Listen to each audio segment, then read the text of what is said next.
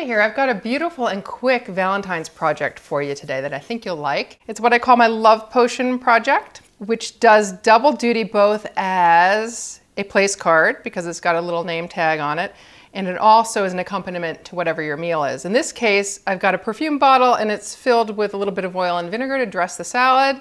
Alternatively, you could fill it with Chambord. I like Chambord because it's red and that fits Valentine's Day perfectly for a little after dinner drink.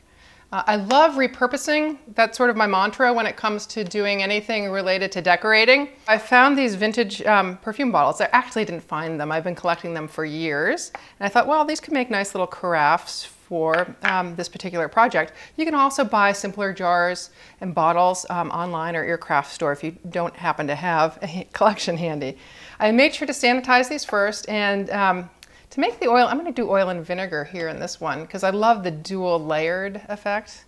See how the vinegar sits at the bottom, the darker component? I think that's really pretty, particularly with light coming through it. And for vinegars, you have a couple of options. You can use a balsamic, which is naturally pretty dark and kind of ruddy colored for Valentine's Day. Or you could use a red wine vinegar and heighten the color. I cheated a little bit by putting a little drop of liquid gel red food coloring in here to make it a little more red, because otherwise it's a little orange colored. I really like the richness of this one against the oil color. And with the oil, I've also cheated and colored it a little bit pink. And to do that, you want to make sure you use an oil-based coloring as opposed to the normal liquid gel food colorings, because they will not dissolve through an oil. They'll actually form little droplets. But if you use what's called a candy color, which is oil-based, it will distribute nicely and give it that slightly pink kind of cast. And then to mix your vinaigrette, I usually use a 3-to-1 oil to vinegar ratio. I'll put the vinegar down first since it's going to settle to the bottom anyway. I eyeball this. But you could do, a much more fancy dressing of your own design, like a raspberry vinaigrette that's pureed and is purely solidly pink would be really pretty in here too. I think I'm going to use most of my oil in here. That's good. And ultimately it will settle out. There's a little bit of chaos going on in that container now, but it'll settle out into 2 layers. Top it off. And now I want to personalize it by putting and making it, make it into that place card that we talked about by putting a little name tag on. I've chosen to use vellum here because it's really delicate and I like that look. So I printed out a really fancy font. This is my husband's name on here onto a piece of vellum and just use my paper cutter to get it nice and straight.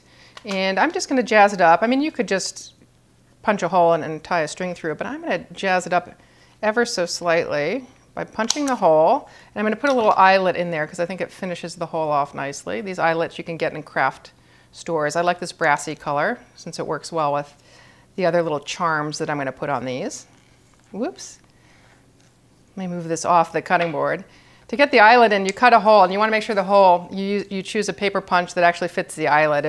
If the hole is too open, the eyelet will tend to swim around. Then I take a crimping tool. These two, again, typically come in the craft stores with the eyelets that fits into the end, a little rubber mallet, and give it a whack or two to make sure that that eyelet's crimped in place and now not so prone to sliding around. That's not essential, but it's nice. And I think it just neatens up the tag. I'm going to cut it a little bit shorter.